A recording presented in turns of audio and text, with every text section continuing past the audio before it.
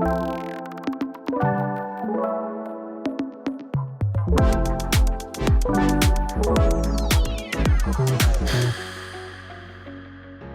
and welcome back to Season 2 of the Rays of Sunshine podcast. I'm Pritesh Chauhan and I am thrilled to have you join me as I continue to explore the incredible impact that remarkable individuals have on our lives. We all know of a teacher, a family member, a friend, an author or a singer that has made a profound impact on our life. One small piece of advice, some encouragement, a lesson learned, or a powerful story that has changed the way we think about the world, the opportunities we strive for, and the dreams we believe achievable. I call these people the Rays of Sunshine. This week, to kick the season off, I wanted to use this opportunity to bring my own personal ray of sunshine to the podcast. This man means everything to me, and I wouldn't be where I am today if it wasn't for him. Actually, I wouldn't even exist if it wasn't for him. Yes, on today's episode, I'm going to be speaking to my dad, Raj Chauhan. The drive to do another season of this podcast was in part some of you who'd asked if I would be doing some more episodes, but a lot of it was because last season gave my soul so much joy by having these inspiring conversations with people in my life and community and finding out things I didn't know about them. And in these extremely busy times, having the ability to find a small amount of time and have these deep chats was really important to me. As you'll hear, I was so grateful that my parents were able to join me in India for the launch of Rainbow Boosters last year. So having Dad on this podcast made a lot of sense, but I also wanted to have something recorded that me and my boys can look back on in the years to come. I learned things in this conversation that I didn't know before, and it was just so lovely to interact with Dad in this way. My dad, as many others will tell you too, is a legend. He ran a very successful lithographic printing company for over 30 years. He gets on with anyone and everyone. He's very supportive and loving father to me and my family and my two younger brothers, and even more loving grandparent to my sons and my niece. Recently, I bought Dad a mug that said, "If Raj can't fix it, then we're screwed." Dad is amazing at problem solving and specifically DIY.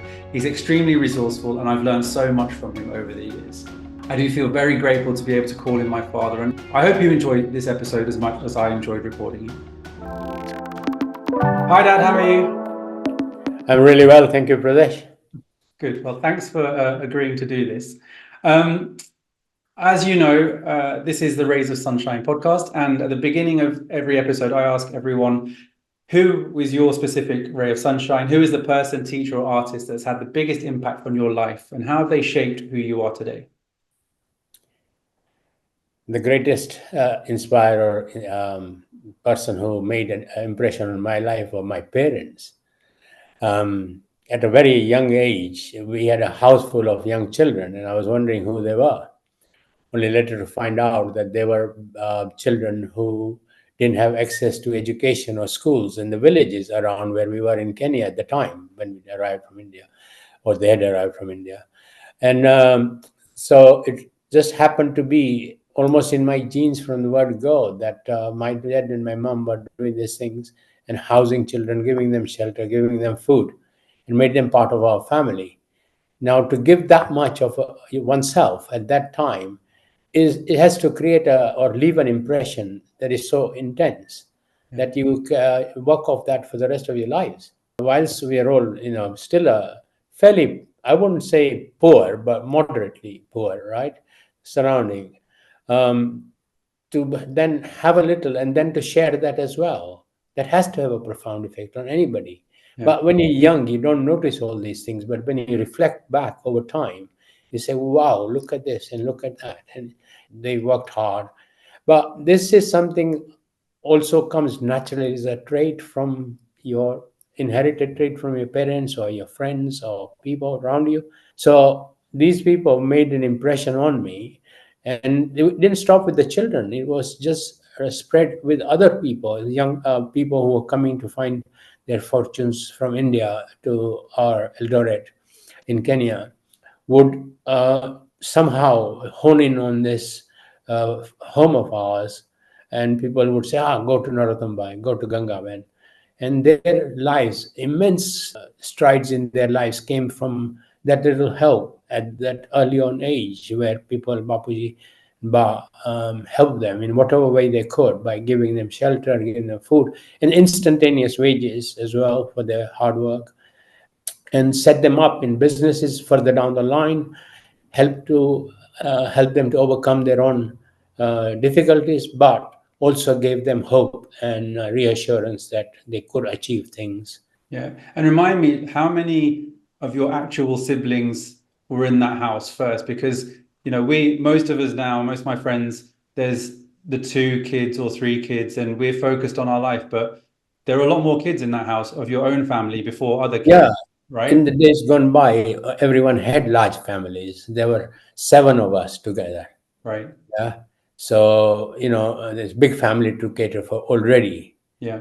But I don't know what it is about people, but you really have to be very special to look beyond your own family.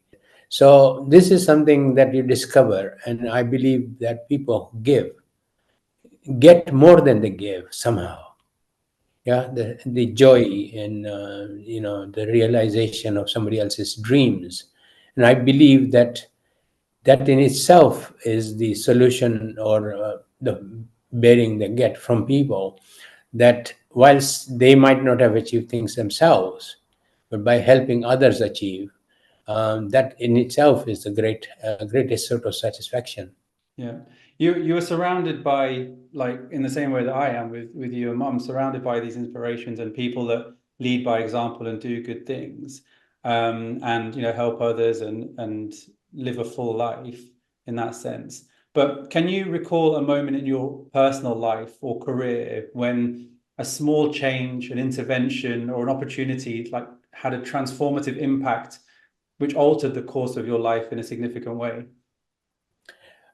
Again, I have to put that down to Bapuji and Ba. When we then emigrated from Eldoret to the UK because of the political change in Kenya, they themselves would be in the recipients of somebody's help in those early days. So it started off with that, but very soon Dad Bapuji got his feet under the table and started buying various properties and things. And it was during this one of these gestures that he met Abaji, and he recognized the qualities in Abaji, that my Bapuji had immense foresight. So he saw this, that somebody such high caliber would be so useful to the other people coming through as well, and as a Hindu society as an overall thing, that he actually offered him one of his properties to rent free, to say, Abaji, you need to stay here and start your work, and it will be beneficial to a lot of people. It was at one of these meetings that Abaji met me. He said I was destined to do great things in life. And sometimes if you believe these things, that what words come out of somebody's mouth will actually turn out to be true, Yeah. that holds good for me, because I have noticed that in my life, that if it is genuinely said or meant, somehow or the other, it actually gives drive to somebody. And that became a life defining moment, because Abaji said I was destined to do lots of wonderful things and own a business, etc., etc. That gave me inspiration to start off thinking about what I would like to do, and started the printing business at a very young age. That obviously led on to greater and greater things. But it was that life defining moment that charted my life. Yeah. I think this is where people find that somebody else's intervention in their lives um, really does help you to focus. Yeah. And I think it just gave me a focus on where I wanted to be and what I wanted to do with my life. We've mentioned Abaji a couple of times in the series, but for context, how do you explain who Abaji was to you and to the general impact he had in the UK specifically? You have to go back to go forward. Abaji couldn't speak Gujarati initially, and he was a Maharashtrian, as you know, but he made the effort of learning the language so he could communicate to people, etc. And he did this, and in that same moment, he also then used his knowledge, because he's a great scholar of Sanskrit and an immense personality, that once you met him, somehow or the other, you could dream, you could achieve. it was that positiveness of him that really attracted people to him. Yeah, he wasn't a magician. Don't get me wrong. He wasn't a magician. He didn't pull things out of the hat and things like that. But what he had was this: he spoke, Yeah. and when he spoke, he genuinely wished well for people. And a lot of those people, that single statement alone would actually define the rest of their lives, Yeah. because somehow or the other they latched onto that this is it. It has come from a source that is believable, and they put their backs into it, and people then achieved. So he came in, and his work was to not necessarily promote just our religion, but also bring to the fore that there were a lot of people who were disadvantaged in where he had come from.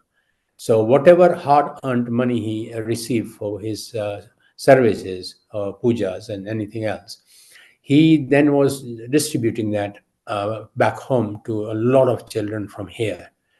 And this was in the form of regular postal orders that were being sent, right? But Abaji himself was such a personality that there were no temples at the time or no organization in this country.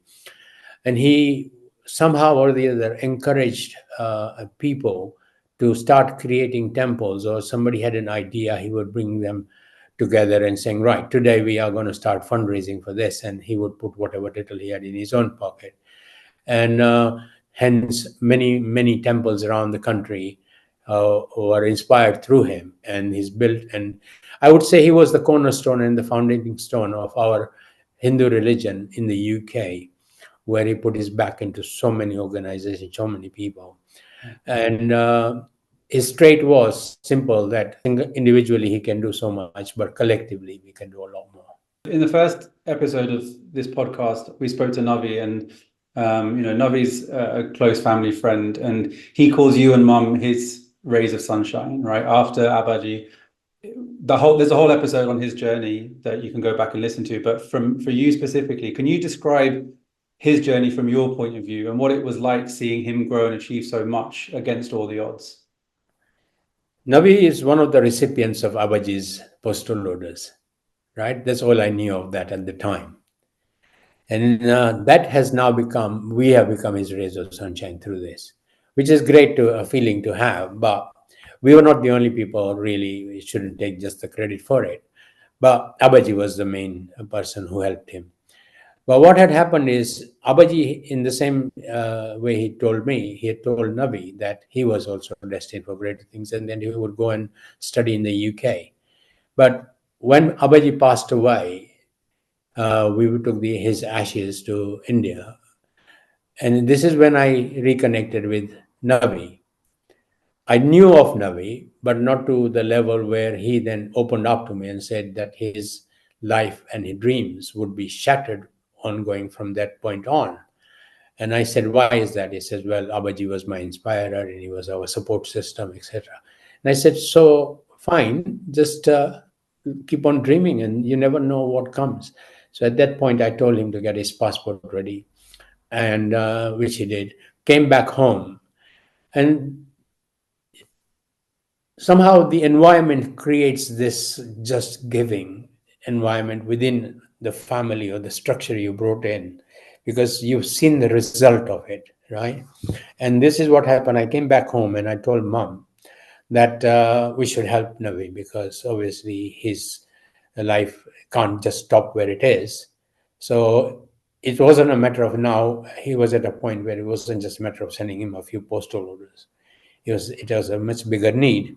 And so I was going to approach Bushby Lions, who I was a member with at the time, and try and get support for him at that point. But Mom said, we are in a good place, so why don't we just sponsor him ourselves? That was such a big moment for us. And without question, we just did that straight there and then, rang Navi up and got him here. But it wasn't just getting him here. I think we learned a lesson from him as well, that the value of receiving something from somebody else, unknown, totally, really, not related, rather, known but not related, Yeah. is in itself such a life defining moment for people, because they say, if they are doing this much for me, then I should make really good use of their wealth, their money. So I believe that the money people give, people do appreciate, yeah, and they work harder to achieve their goals. Yeah. So that money, the seed money, I will call it, is really has to come from a good source, and really it's not a tick in the box thing. Yeah, Yeah, there's so many shared values. We talked about it with Navi as well, and I've heard him deliver speeches to the students at the school where he talks about receiving support. We talked about the fact that having someone open a door is one part of it, but you've got to walk through that door. You've got to take the opportunity and make the most of it. And he's such a testament to that, and I know that he instills that wherever he goes. But that was fascinating, like just knowing him and knowing where he's got to, and how even we've connected to create Rainbow Boosters was seeded from that time where he was given that opportunity to fulfill his dream, and now I hope that we're working to help other people fulfill theirs. Talking about Rainbow Boosters, I was so fortunate to have you and Mum with me last year when we launched Rainbow Boosters in India. For me, it was such a life moment, a special day on so many levels, and had such magical moments. But I'd love to hear what were your 2 or 3 key highlights from that day, from your perspective. Well, it brought a nice story to the fore on one of the days when I was looking at the children's faces. Um, you look at people and you look at the happiness, the joy, the sunshine. Yeah. And that's what you guys managed to create for these children. But it actually took me back to, again, Abaji's time and his time with his guru. Abaji used to be a priest at one of the temples in India. And he met a great guru there, Guru Sanaji. And he pulled him to one side after Aarti one day and said, you do this every day. Actually, have you found God? And Abaji said, no, you don't just find God. He says, you want to meet God? And Abaji said, of course. So he says, right, same time next day, tomorrow I'll be here. After Aarti, I'll take you somewhere to meet God. So he took Abaji and said, right, how much change have you got in your pocket? Some money. And he says, buy some books, some pencils, and a few bits and pieces. And then he took them to a very poor area of the town, where he says, right, now, call these children over, talk to them, ask their names, etc., and connect with them, and then give them these books and pens and things like that. And then, once you've done that, have a look in their faces. Yeah. And this reminded me of Abaji at that day, that this is where you find God. I love The it. smile, the happiness. Yeah.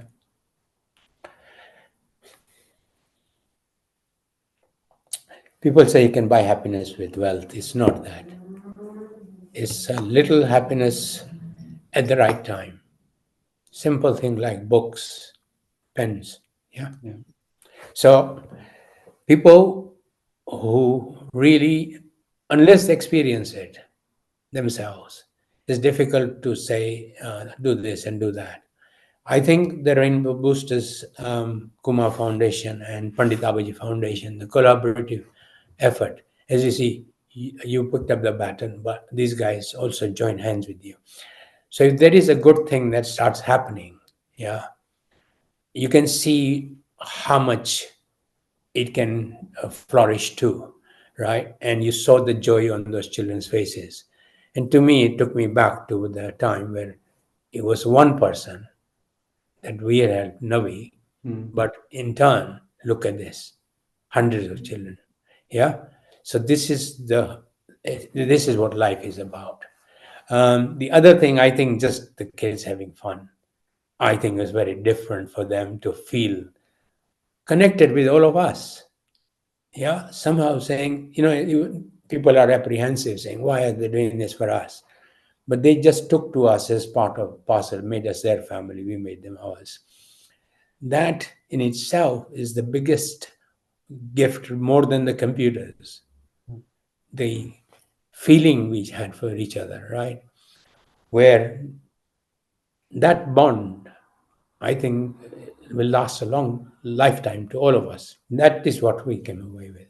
Yeah, when I took the Babika and the boys back in February, it was it was there again. The same, welcoming arms, the same relationship, the excitement. So I think you're right. It's something that is embedded now. We've created these bonds across continents that are based on goodness and support and development, and they will last because they come from a good place. So yeah, it's a really nice feeling to have. We set up Rainbow Boosters to essentially close that digital divide, to give them access to computers in a world where everyone's digital first, digital natives, and these kids were being left behind. Before we talk about that, from your own personal life, being across the generations that you are, how has education or like access to technology specifically played a role in your personal and professional life? Similar to the kids getting the computer now in access to the world. Imagine, it's just not a computer, access to the world. Yeah. It's huge. Yeah. Also being able to make friends across the globe for these children, right? Through Zoom and all this. These are big, big things. We discovered in the early days in the printing business that technology would ease so many problems. Right. Secondly, it would help you to achieve things faster, yeah, and have a bigger resource at your disposal. So we were the early guys when we went into the business. We were I won't say first, but the early guys who went out buying Windows and early computers. And I noticed then the strength and the power of a computer. Yeah. Although they were very sluggish and they didn't have all this stuff on now. But even then, in that time, I'm talking about nearly 40 years ago, where they played a critical role.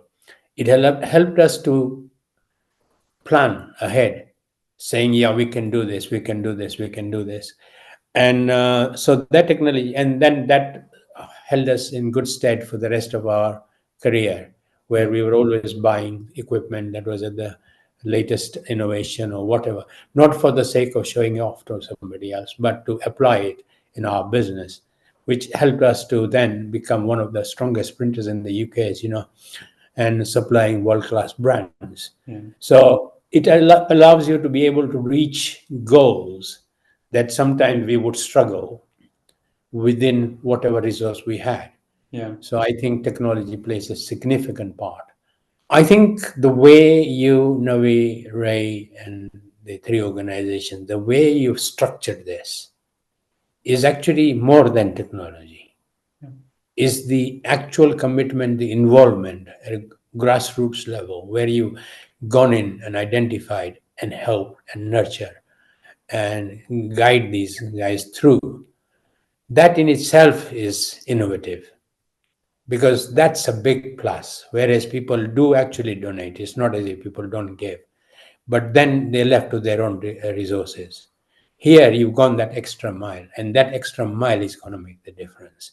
Yeah. So it's not just having the kit, but having the kit plus mentoring, yeah, plus help. Yeah. And this is where it's going to now take them to different levels. So a real big plus for all of you guys.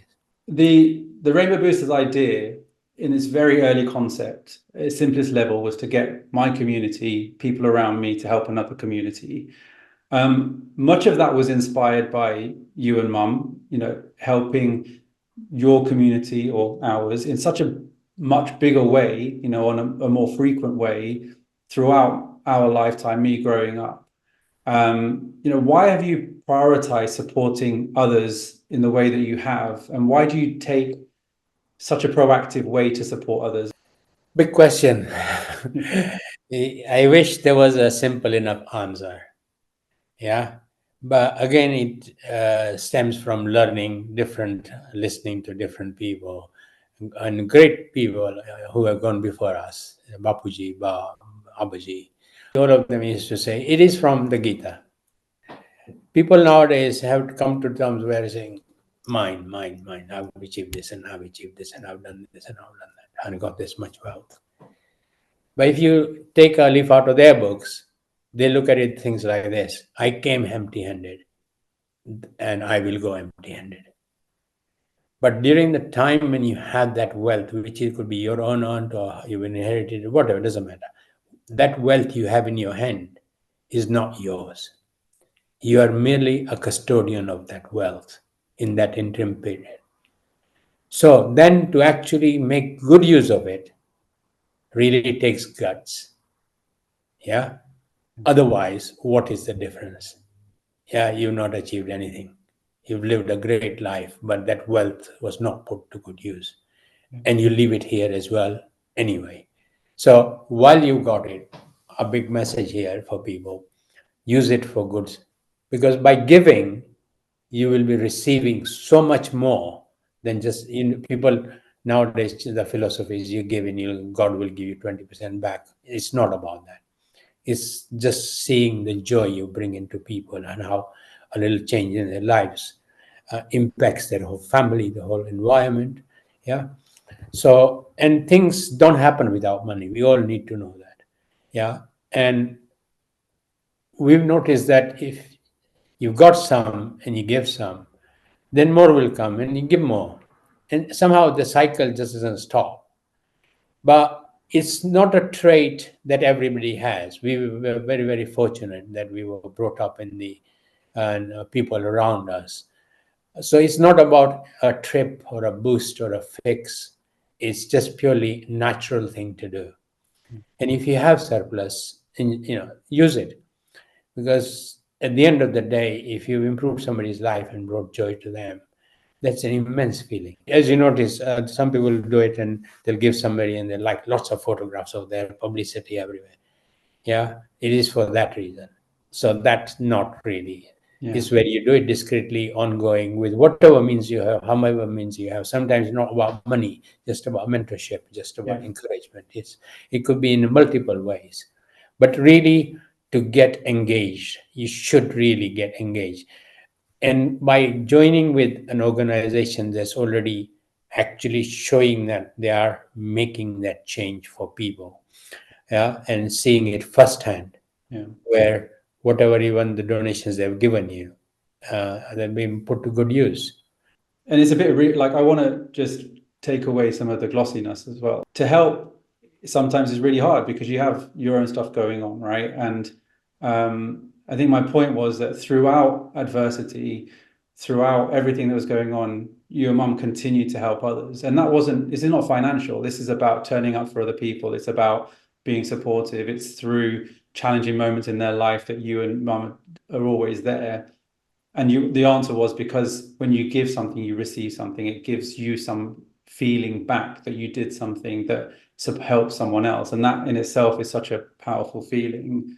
And the second point is conscious giving is the term that we tagged for this. And it's because we felt as well, with so many things going on in the world, with so many places to support or donate, actually there's times where, people do waste finances or put it into massive organizations which do amazing work, by the way, but you don't ever see the direct impact. So Navi and I were like, we want to see the impact that we have. We want to be able to mentor and shape the future of these students. When we were there in February, I delivered a PowerPoint presentation, because that's what I do for work, of like how you can use PowerPoint. And then the weeks afterwards, all of the students learn how to use PowerPoint. They've created their own life stories on PowerPoint. It's so rewarding on top of the monetary give. So conscious giving is about being there for them, being there continuously for them, and to kind of create these relationships that give so much back. And since the launch, so many people have been to visit the school, which just gives me so much joy, because that's the magic. If you can go and see what's happening and spend some time with those kids, then you'll have a memory that you'll never forget. Slight left turn, but not really. You're an extremely keen gardener. with an immaculate garden, by the way. And you also help Right. us trying to get ours into place. And I know you find a lot of satisfaction in seeing seeds grow, not to have too much of a cheesy metaphor. What aspirations do you have for the seeds of Rainbow Boosters and the work that we've started in India with those students? Not being cheesy, but taking on from the seed. Yeah, seed becomes a bush. Bush becomes a tree, right? That tree, if it has got solid roots and solid trunk, it will grow out many branches and in time also bear fruit. So this is what it's about, that you help people who are really committed, passionate in helping others and making their money go further and further. You picked up the baton from us and you're now running with it, right? The phase was this first project, I would say, is merely a seed, and now it started to grow. So as it grows, you'll have many more ideas, many more people joining you, and you'll do more and more of these projects. I believe the future is in good hands because the starting point is right. Yeah, the roots are in well. At that planting session, the real roots are collective partners that you have, Yeah. all on the same track, same thinking. Yeah. All I would say is you keep on nurturing the tree because it needs feeding. So through interaction, through more encouragement, through more funds wherever required, and growth, and make this a really strong example where it can be multiplied once it's in a strong position, because that happens with trees as well. One other thing, this lab in itself, you said, timely support. Right. That's more important rather than saying, okay, we'll change their lives and work through them for the rest. No, we've helped them, we've grown the seed, we've embedded them. Now we're nurturing them and they will flourish. Thing is, we've now all become really busy in our daily lives. All of us, one way or another. We don't necessarily have the time looking for causes to help. You'll see something on telly and say, oh, okay, I'll send 10 quid, and then that's your job done. But I think through you and your use of the media, getting the message across to people, has given them a chance to look into areas where they could help. And also, having done it in such a short time to deliver a massive project like this, from an idea to completion, was about 4 months. That in itself shows what can be achieved if you put your mind to it, which is what I believe you have done. People, by looking at what you have achieved, should automatically say, look, hey, this guy's doing a great job, and go for it. But I would go a bit further. Unless you have been in a situation where you were poor at one stage and really faced the harsh reality of a poor life, people don't necessarily understand that what impact an organization like yours is making, right? Personally, I would say, whenever they go on holidays or others, make time to go and visit some of these areas and see firsthand, and then come back and work through somebody else who's already doing this. Because not everybody has the capacity to be able to create charities fast as you, go to their community as fast as you did, and getting the collective support from people. But individually, I think they would all struggle to help people. But collectively, if we work together for a focused cause, I think the benefits will be far greater. Yeah. And to do that is quite easy because you know for a well that once it is your community, so that money is not being wasted on flights or admin or other things. It is 100% going to the cause. That to me is quite important because it's okay to send money to large organization, but we've all heard there is a lot of wastage in there as well. With smaller organizations, one, you are connected directly. Two, you are at source. You mentioned active giving, yeah. So that you are connected. And I think this is where, if they support organizations like the three, Pandit Abaji Foundation, Kuma Foundation, and Rainbow Boosters, they will benefit far more, and they will see the results a lot more quicker. Dad, you're the most positive person I know, with an unwavering belief that things will turn out for the best, and if they the way they are, then that's exactly how they were meant to be. You always, to everyone's amusement, seem to find the closest parking spot wherever we go. And the sun always seems to follow you, especially on big special occasions. You're a pillar of strength for so many in their toughest times when they've lost loved ones or when things are, going bad. Where does this continuous positivity and optimism come from? Yes, it is written in a lot of books and things like that. It is what you put out, what you get. But my belief has been very strong. And through my personal experiences, I actually say, well, it will be what it will be, but I wish it to be a nice day. And if that's all it is, yeah, okay, please God, provide some sun. My son's on holiday, or please provide the sun for a nice wedding, yeah. And you ask and you get. And my simple mantra is, my God is great. Yeah, He will deliver. You mentioned finding the parking spot. I see my spot before I actually get to the venue. Yet people will say, well, that venue has got parking issues. They've got this, they've got this. Yeah. And it's just having that frame of mindset always. Why dwell into the negative when there's no need? If you don't find the parking, I'm sure you'd find nearby. Yeah. It's not the end of the world. But then to pre-plan it and say, oh, we won't find parking, we won't do this, and that's it.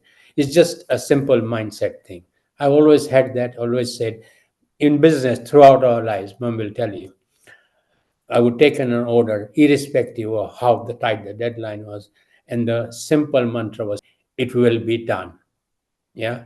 Yeah. And it always got done. It's not very philosophical, but that's simple as it is. It's extremely powerful. The power of visualization is something that coaches around the world are teaching. This, the idea of seeing what you want and then it, being there for you. I think the positive optimist in you is a great lesson for all of us. The it will get done mentality has helped me massively in my career, especially when I started to join bigger corporations where people were really just in 9 to 5 at that point. This is pre-COVID, where people were, oh, I can't believe you want me to work later, or there would be an issue. And because I'd always go to work to get whatever we agreed and the job done, because of what I was brought up in, spending lots of time with you in the factory and weekends and late at night, and the mentality was, you've agreed to do something, anything's possible if you just put your head down and get it done,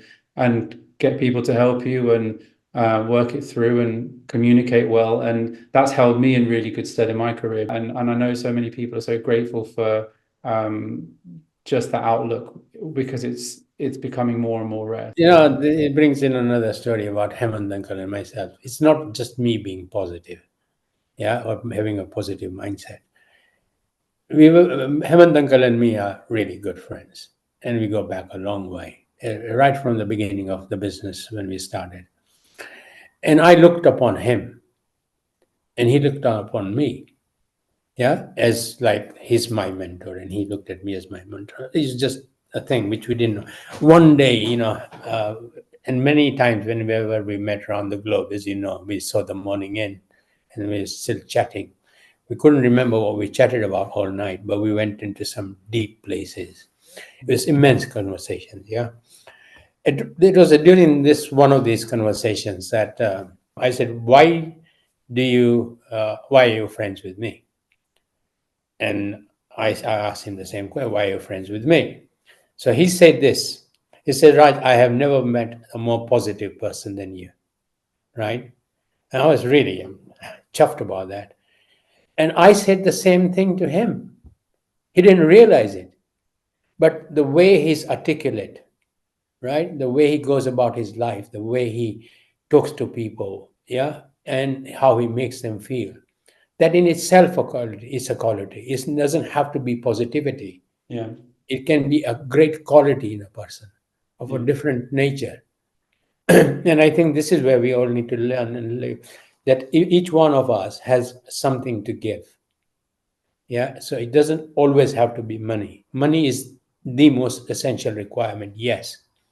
But what you guys are doing through Rainbow Boosters about encouraging this child and forming bonds and giving them the chance to form bonds with other people, yeah, and then putting your different expertises to help these guys is immense, right? And it's amazing what you hear, after so many years and think, "Wow, I didn't realize this." Yeah. And I hope some of these stories will be related by these young ones in years to come.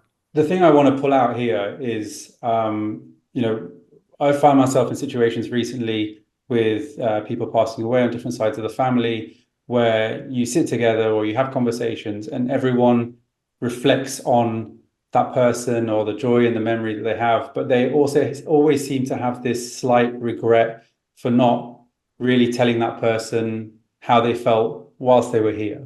And I've been talking to my friends about it and to Bav about it a lot, like, why do we wait till we get to that point to tell the people around? And, what I loved about your story was two friends in the middle of everything, find a moment to tell the other person what they mean to them. And I think that's such a big thing that we should, I want to encourage everyone, and I'm trying to do it myself, to let the people around you know what they do for you, because that does two things. That means that you've told them, so they know, and that's a lovely thing. It means that they realize that they do that, they have that ability to have that impact on your life, and that means that they might go, oh, actually, if I am a supportive person, or if I am funny, I'll do more of that, and then they'll have a ripple effect. But I think the fact that the two of you, knowing both of you as characters, got to that point and were able to articulate, which would have been such a lovely moment, is something that we should all strive to do. And I think it's really special. People are very reserved at showing their emotion. Yeah. And when I meet Hemant uncle, we have a great big hug. And a fully grown man and gives me a kiss here, right? And he says, "I love you." Yeah. There are not many people who do this. This is where people don't openly show their emotion. Yeah. And if they did, I think they would get a lot more back. Talking about heartwarming stories, can you share a heartwarming story about a time when a small act of kindness brought sunshine into someone's life? Yes, there is one real moment that brought me real joy about a Dr. Cooler. He had gone around the world raising funds or asking people for money. And I was president of the Lions Club at the time. And he came up with this proposal saying, we were briefed that he wanted to build hospitals, but he had given up on the idea about building hospitals for the poor. And he just settled on just asking for one ambulance instead. So when he presented himself, he said, "Look, I've given up my dream of opening a hospital, so I'll settle for this." So he said, "Okay, fine." So we talked to my treasurer and said, "Well, how much funds we have?" He said, "Enough for two ambulances." So we said, "Here, we'll give you two ambulances." There and then, on the spot, decided. But then we said, "Okay, talk to us about your real dream." And he says, "For 40 years, I've been going around and not achieved a dream of building this." So we said, "Okay, tell us more about it." And they shared the project plan.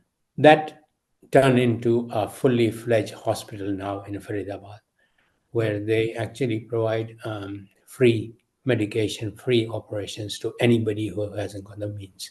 And that's grown multifold now.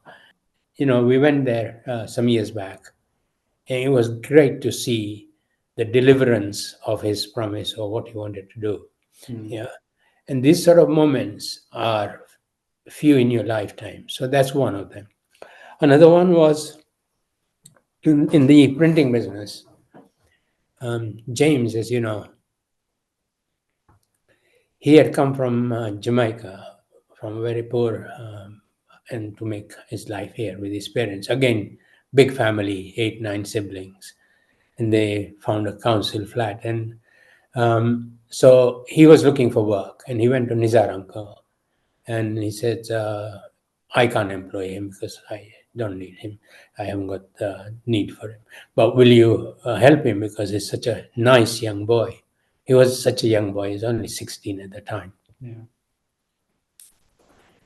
He, as you know, worked for us for his entire life during the total course of our printing company. Some years later on, his mother came. She used to come and see us many a time, every time she came to the UK. But this one time she came and she hugged me. Right? Big mama, you've seen them. She gave me a real big hug. And that to me was something special. And I said, she said, thank you for making my son's life. Yeah. That's it. That's sweet. That's really sweet. Thank you Right? for sharing. It wasn't just employing him. He actually, on his own hard graft, as you know, he worked really hard. Yeah. So these are the joyous moments in our lives that, yes, giving the person the opportunity when it matters makes the difference in years to come. Well, the thread through your story is that we should give you hugs, and I'm looking forward to giving you a big hug soon.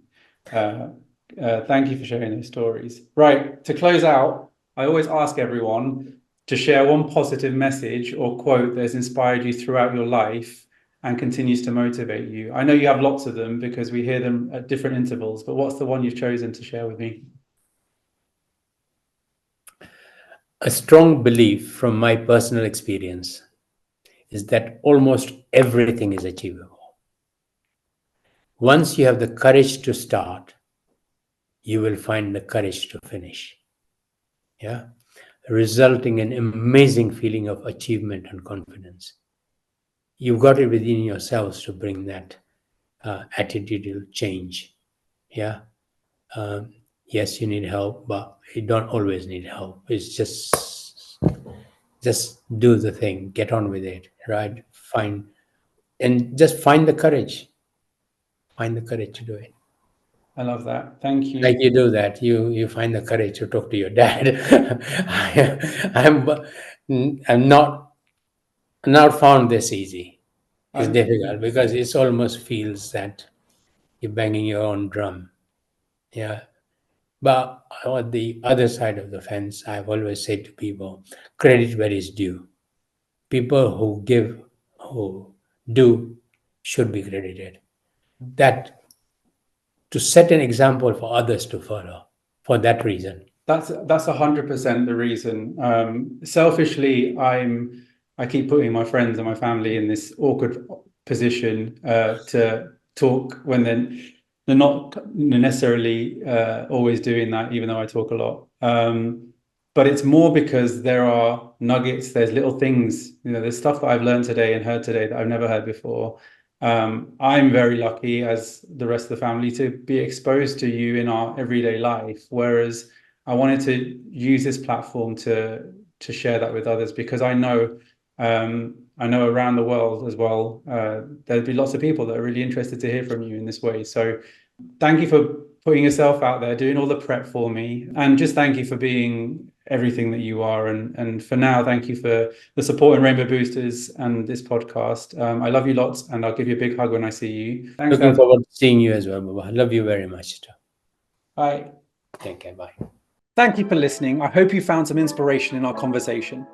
As a reminder, this Rays of Sunshine series is linked to the Rainbow Boosters project, where we're supporting underprivileged children by connecting them to the internet and a community to ensure that they don't get left behind in a digital world.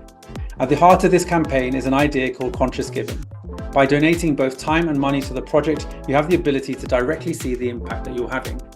From getting regular updates to having Zoom calls with students to even visiting the school in person, Rainbow Boosters can have as much of a positive impact on your life as it does on the people that we support. This year we've learnt about a number of students with challenging backgrounds who will struggle to afford to go to school this year. We want to make sure that these students continue to get an education to give them a fighting chance at a better future for them and their families. £50 will cover school fees, uniforms, books and more for one student for the whole year. If you're looking for a cause to support and in a position to donate, then please do so now on the links below or at rainbowboosters.com. The next episode will be with you soon, and thank you for being a ray of sunshine.